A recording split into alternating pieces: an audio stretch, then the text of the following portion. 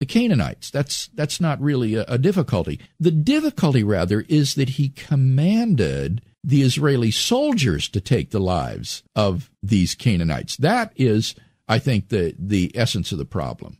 And if God were all-knowing and he had the attributes of omniscience and so forth, it wouldn't be an arbitrary thing. He would have a purpose. Yes, that's right. God is in taking a life. His commands reflect his own moral nature and character, which is just and loving and wise, so that his commands are not issued capriciously or arbitrarily. There would be good, morally sufficient reasons for issuing a command like this. And if God were to issue a command to the soldiers to kill the Canaanite people, in virtue of divine command morality, that would become their moral duty. That would become the right thing for them to do. Now, someone might say, well, then are you saying that God can command someone to murder somebody else? Is that what you're saying? No, I'm not saying that God can command you to murder someone.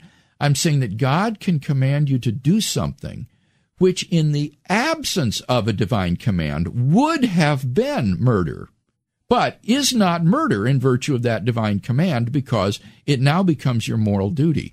God has the right to command you to do things which, in the absence of a command, would have been sin. So think of Abraham's sacrifice of his son Isaac. If Abraham had done this on his own initiative, if he had just taken his son and decided to sacrifice him to God, that would have been an abomination in God's sight.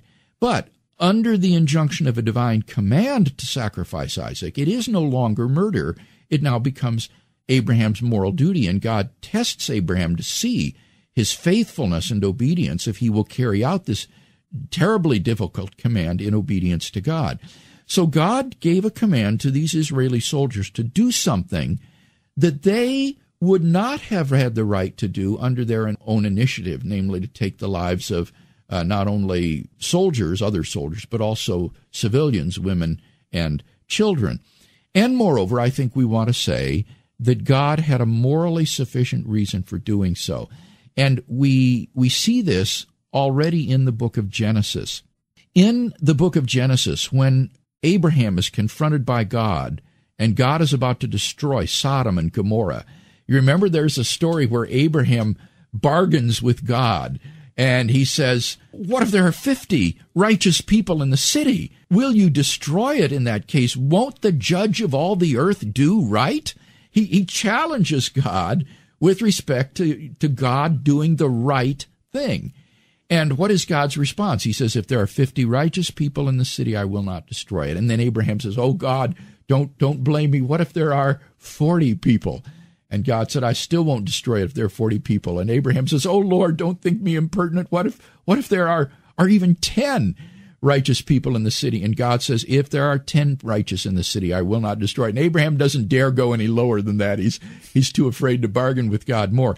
But this story sets the background for the destruction of the conquest of Canaan. It shows that God isn't going to destroy a nation or a people without just cause, that if there were righteous people there, he wouldn't do it. And when he predicts the bondage of Israel in Egypt, he says to Abraham that his descendants are going to go down into Egypt, and they're going to be there for 400 years because, God says, the iniquity of the Canaanites is not yet complete. In other words, they had not yet become so corrupted, so decadent, that they were ripe for judgment. And so God stays his judgment upon Canaan for another 400 years. He allows his own people, Israel, to languish in slavery in Egypt until the iniquity of the Canaanites becomes so intolerable, so irrevocable, that now they are ripe for judgment.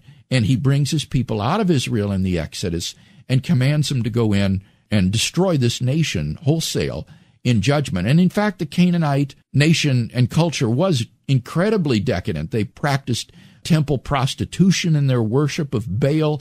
They even practiced child sacrifice, where they were killing innocent human beings, supposedly in worship to God.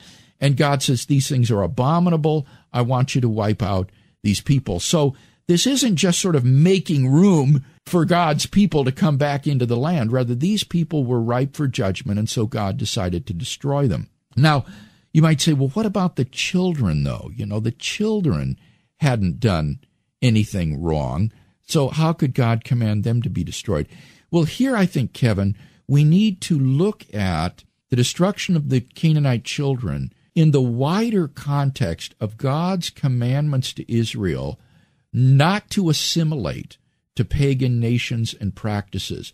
God gave Israel an incredibly complex law that distinguishes between clean and unclean. And some of these regulations are so bizarre to us as moderns, like don't wear cloth that's a mixture of linen and wool, or don't have milk and meat cooked in the same vessel. The point of these strange and arbitrary distinctions between clean and unclean seems to be to avoid mixing things together. These are parables, as it were. They are living illustrations, tangible illustrations of how you are not to assimilate to these pagan nations and peoples all around you.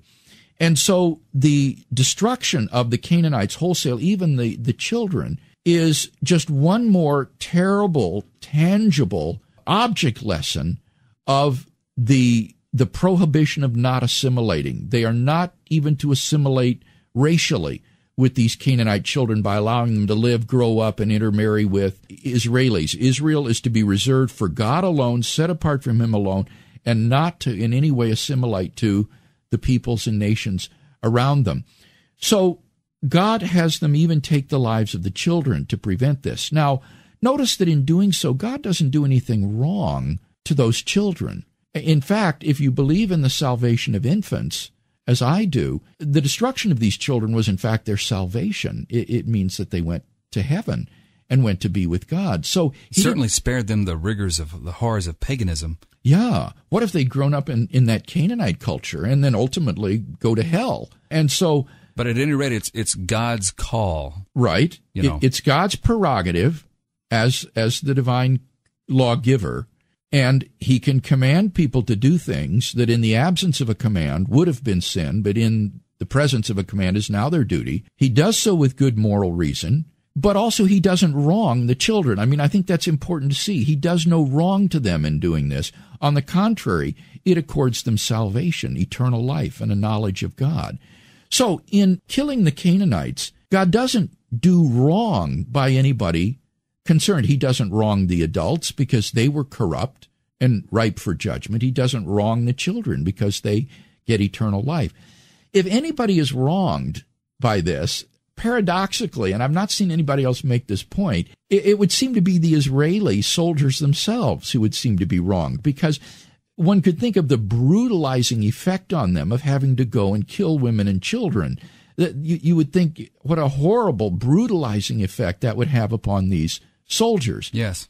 And yet, that again is looking at it from a modern, Christianized perspective. In the ancient Near East, life was already brutal. I mean, this kind of thing went on all the time. Violence and war and slaughter was commonplace. Death. Oh, violent death, yeah. Gruesome. So we mustn't overemphasize, I think, the difficulty this would have been for the soldiers who carried it out. And moreover, I think there could be no more sobering object lesson of this fact again, that God is holy and you are called to be holy and separate.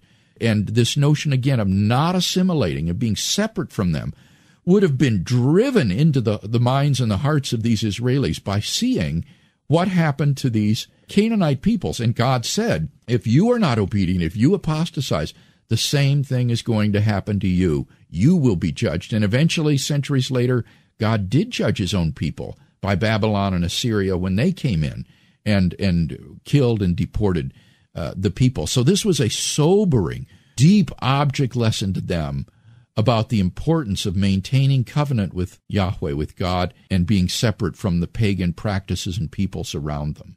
Dr. Craig, as we conclude, you've answered this in all your comments that we've just heard, but I want to bring it out and just make sure that we all get this. And that is, when you hear a news report of a woman who kills her children in modern times and claims that God told her to do that, why do we have reason to doubt that that was God commanding her to drown her children in the bathtub, as occurred in Houston, Texas. Right. I think a person like that is psychologically deranged, and a psychologist could tell that.